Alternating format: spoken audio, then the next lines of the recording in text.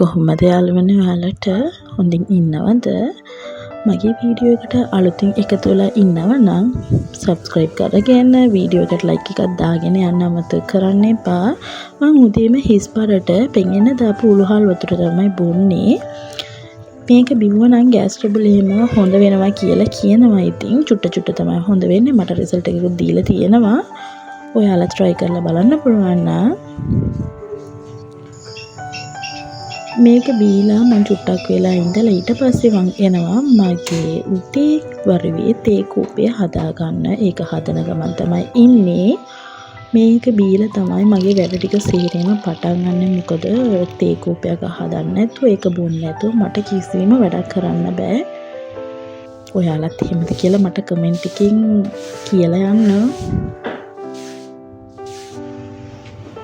මගේ උදේ වරුවේ මම මගේ වැඩ සේරම මම කරගන්නවා. මොකද දවල් වෙනකොට මට කිසිම වැඩක් ඉතුරු වෙලා නැහැ. ඉතින් මම ගෙදරත් මාස්පස් කරලා ඊට පස්සේ හඳුන් කූරු දෙකකුත් පත්තු කරලා තියෙනවා. මොකද ඒ සුවඳ හරීම නිදහසයි.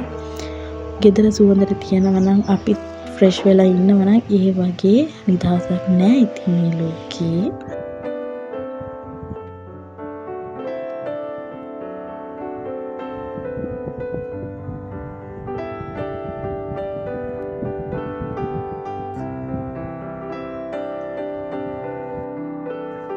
දැනටම වැඩ ටික සේරම ඉවරයි. දැන් මං ආවේ මගේ බ්‍රෙක්ෆාස්ට් ටික හදාගන්න. අද නම් ලොකුවට මොකුත් හදන්න ගියේ නැහැ.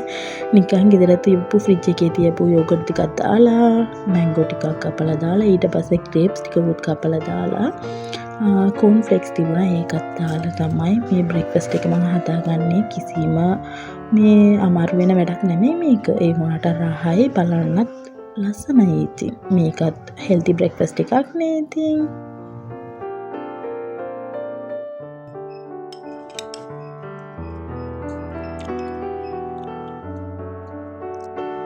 මට පුරුද්දක් තියෙනවා මං එවෙලේම එකතු වෙන මේ පිඟන් කෝප ඔක්කොම එවෙලේම හොදලා දානවා. ඔයාලට ඒ පුරුද්ද තියෙනවද කියලා කියන්න. ඒ පුරුද්ද තිබ්බොත් අපි කුස්සිය වැඩ නම් භාගෙටම ඉවර වෙලා යනවා. මොකද ආයෙත් වැඩපළු ඉතුරු වෙන්නේ නැහැ. ඉතින් මේක ඔක්කොම කරලා මං දවසට මගේ ඉන්ඩෝර් ප්ලාන්ට්ස් වලට වතුර දාන්න අමතක කරන්නේ නැහැ.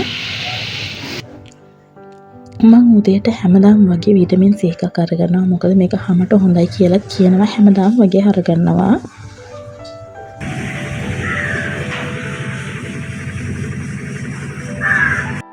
අද දවල්ට ඉස්සෝ ටිකක් තමයි උයන්න යන්නේ. මොකද ෆ්‍රිජ් එකේ බණ්ඩක 2-3ක් ඉතුරු වෙලා තියෙනවා. මං හිතුවා ඒකත් තෙලට දාලා ඉස්සෝ ටිකක් කියලා ඔයලා ඒ රස කෑම දවල් වරුවේ මං කන්න මට හිතුණා. ඉතින් ඒක තමයි මං හදන්න යන්නේ දැන්.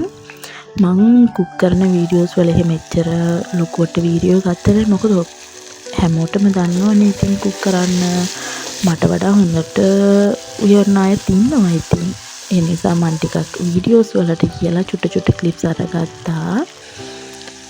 මට පුළුවන් පොඩි රහසක් ඔයාලට කියලා දෙන්න. මම මේ දානේ බිරියානි පවුඩර් එක, බිරියානි මසාලා.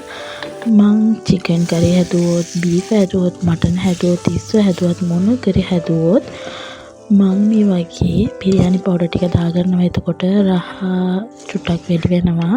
මේක ඔයාලා try කරලා බලන්න. ඉතින් මටත් එක්කෙනෙක් තමයි කියලා දුන්නේ. දැනටම මගේ කුකින් වැඩ ටික ඔක්කොම ඉවරයි. බලන්නකෝ කොච්චර ලස්සනට ඇවිල්ලා තියෙනවද. ලස්සන විතරක් නෙමෙයි මේක හරිය රහයි. ඔයාලා try කරලා බලන්නකෝ. ඉතින් මට හවසටත් ඒකක් බොන්න නැතුව ඉන්න බෑ. ඔයාලටත් එහෙමද? මට නම් දැන් මේක ඇඩික්ෂන් එකක් වගේ. උදේටත් හවසටත් තේ බොන්න. තේ එකක් බීලා ඒ වගේම බර්ඩ්ස් ලගේ සවුන්ඩ්ස් උත් එක්ක නේචර් එක විඳින්න ඒ වගේ අමුතුම ෆීල් එකක් නැහැ. මම ඒක රස විඳිනවමයි. දවසින් දවසට මම ඒ අර අමුතුම හැඟීම මම අරගන්නවමයි. ඒක ඔයාලා try කරලා බලන්න. ඉතින් හවසට තේ එකක් බීගෙන චුට්ටක් කල්පනා කරලා බලන්නකෝ. මෙතනින් මගේ හවස් වරු ඔක්කොම ඉවර වෙලා මම රැට මගේ නිදාගන්න කලින් කරන රුටින් එක තමයි මම කරන්නේ. මේක ඔයාලට පෙන්නන්නේ උළුහල් පෙඟෙන දාන වීඩියෝ එකක්.